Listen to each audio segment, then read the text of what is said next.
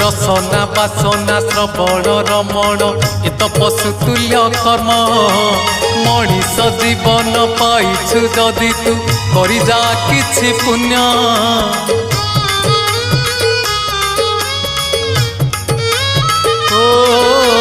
रसना बासना श्रवण रमण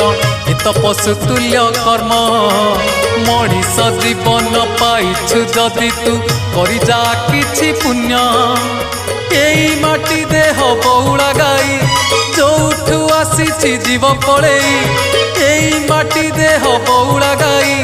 जोठू आसीछि जीव पळेई तो साथी रे जीवेनी केही ठीक जीवन तो सेई जिए प्रभु नाम धरे नाही